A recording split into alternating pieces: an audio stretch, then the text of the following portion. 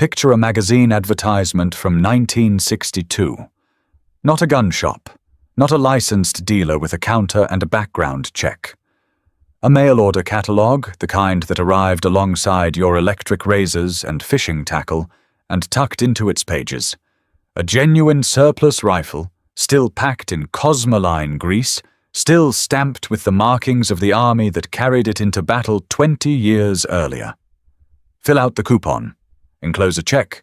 Wait 2 weeks. That was it. No license, no waiting period, no background check of any kind.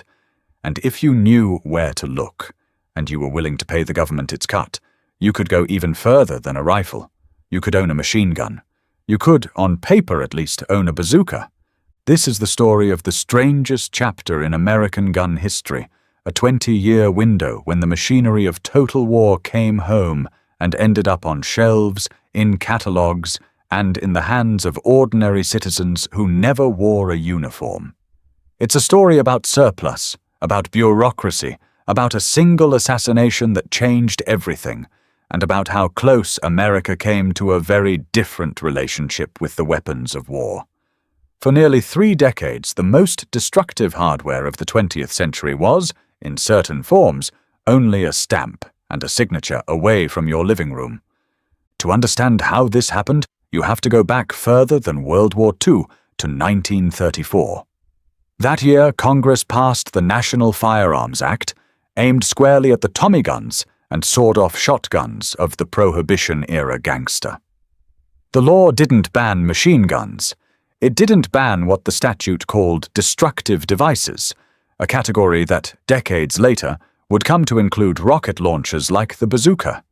Instead, it taxed them. $200, an enormous sum in 1934, bought you a federal tax stamp, and with that stamp, and a background check by the standards of the day, private ownership of a fully automatic weapon was completely legal. The government wasn't trying to disarm anyone, it was trying to make certain weapons expensive and traceable. That distinction, regulate rather than prohibit, would define American gun policy for the next 34 years, and it's the seed everything else grows from. Then came the war, and with it, industrial production on a scale the world had never seen. American factories built roughly 2 million M1 Garand rifles.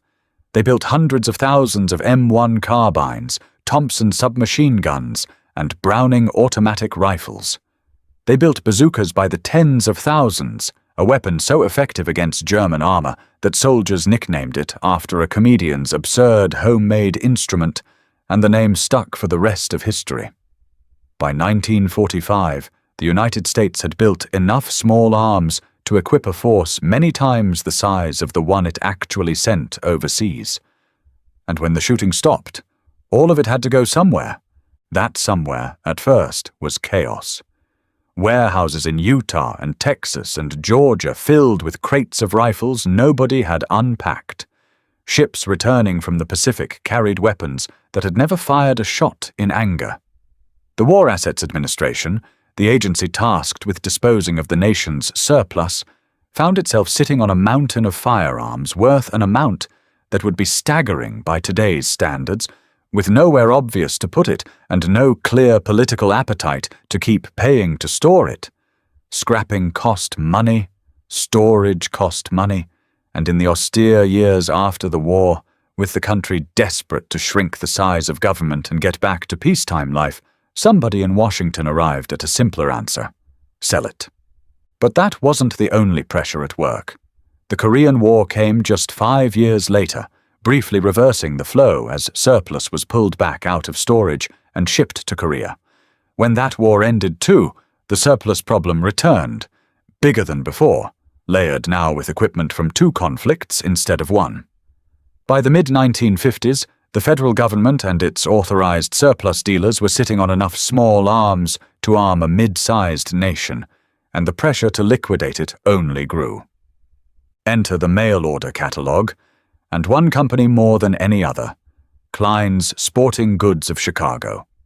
Klein's became one of the largest firearms mail-order houses in the country, advertising surplus Mausers, Enfields, and Mosin Nagants in the back pages of magazines like American Rifleman and Popular Science. A rifle that had crossed a European battlefield could be yours, shipped straight to your front door for less than $20. No license required to buy it, no background check, no waiting period, just a name, an address, and a check that cleared. For collectors and hunters, this was a golden age, genuine historical firearms, dirt cheap, arriving by parcel post like a mail-order suit. Machine guns occupied a stranger, narrower lane. Because of the 1934 tax stamp law, a fully transferable Thompson or a genuine Bar could still be legally owned by a private citizen, but only through a process most people never bothered with. You needed a licensed dealer to facilitate the transfer, a $200 tax payment, fingerprinting, a background check through local law enforcement, and months of waiting for the paperwork to clear the Treasury Department's Alcohol and Tobacco Tax Division. It wasn't a department store impulse buy. It was a niche pursuit for serious collectors, mostly former servicemen and firearms enthusiasts who understood the process and were willing to pay for it. Bazookas and other so-called destructive devices fell under the same regulatory umbrella, and for the tiny number of collectors who pursued that path, legal private ownership, inert or demilitarized in many cases, but sometimes fully functional under registration, was genuinely possible. The paperwork was real, the tax stamp was real, and for those willing to navigate it, so was the ownership. What made the era feel so wide open wasn't that machine guns were casual purchases, they weren't. It was that everything below that threshold was almost entirely unregulated. Rifles, pistols, even military surplus ammunition moved through the mail with no federal oversight at all. Surplus stores across the country, in strip malls, in converted warehouses, in the back rooms of hardware stores, sold deactivated ordnance as novelties and curiosities. Inert grenades, demilitarized bazooka tubes with their firing mechanisms stripped, spent shell casings polished up as souvenirs. A father could bring home a genuine, safely inert piece of the war his own father might have fought in and hang it on a workshop wall. It was history you could touch, sold at a price that made it accessible to nearly anyone. Then, on November 22nd, 1963, everything changed. Lee Harvey Oswald had purchased the rifle used to assassinate President John F. Kennedy through the mail from Klein's Sporting Goods for the price of a good pair of shoes. No background check, no waiting period, no license. Just a coupon clipped from the back of a magazine and a money order sent to Chicago. The nation's grief curdled into a specific, focused outrage. How was this possible? How had a mail-order catalog put a rifle capable of killing a president into the hands of a man nobody had vetted? The years that followed were a slow-motion political reckoning. Congress debated for nearly 5 years, wrestling with due process concerns, states' rights, and fierce lobbying from gun rights advocates who warned that federal overreach was coming for hunters and collectors, not just criminals. But the pressure kept building, fueled further by the assassinations of Martin Luther King Jr. and Robert F. Kennedy in the spring of 1968, both shot within weeks of each other. By June of that year, the political will to act had become unstoppable. The Gun Control Act of 1968 didn't ban machine guns or bazookas. Those had already been tightly regulated since 1934. What it did was slam the door on the mail-order era for everything else. No more shipping firearms directly to a private citizen's home across state lines. No more magazine coupons redeemed with a signature and a check. Buyers now had to go through a licensed dealer, show identification, and answer questions about their criminal history and mental competency. It was the most significant piece of federal gun legislation since the New Deal, and it ended, almost overnight, the golden age of the surplus catalog. What happened to everything already out there was almost as strange as how it got there.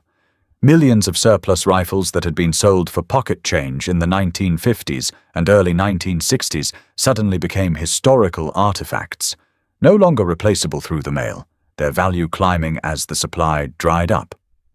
The machine guns registered under the 1934 tax stamp before 1986, when a later law froze the registry entirely, became a fixed, closed population, meaning every legally transferable automatic weapon in America today, more than half a century later, is a survivor of a registry that has not grown since. Collectors who registered a bazooka or a working machine gun in that narrow window before the law changed again hold something the government will never allow to be created again. The window didn't just close, it sealed. The stories that came out of this era are stranger than fiction. Surplus dealers who'd bought entire warehouse inventories of Garans for pennies on the dollar found themselves decades later sitting on collections worth small fortunes. Families discovered a deactivated bazooka tube in a late relative's garage and had no idea whether it was legally registered, inert, or something requiring an urgent call to the ATF. War museums scrambled in the 1970s to buy back specimens that had been sold off as surplus 20 years earlier, paying far more to reacquire history than the government had ever charged to give it away. And somewhere in an ATF vault in West Virginia still sits the registry of every legally transferable machine gun in the country, a finite, unchanging list, the last living record of an era when the tools of World War briefly, imperfectly, came home to stay. Today, that registry is the closest thing America has to a time capsule of the mid-20th century.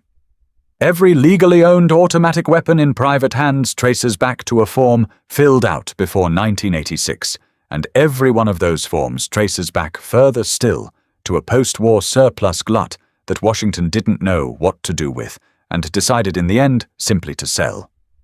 The mail-order rifles are gone from the back pages of magazines, replaced by background checks and licensed dealers and databases that didn't exist when Oswald clipped his coupon. But the deeper legacy is this.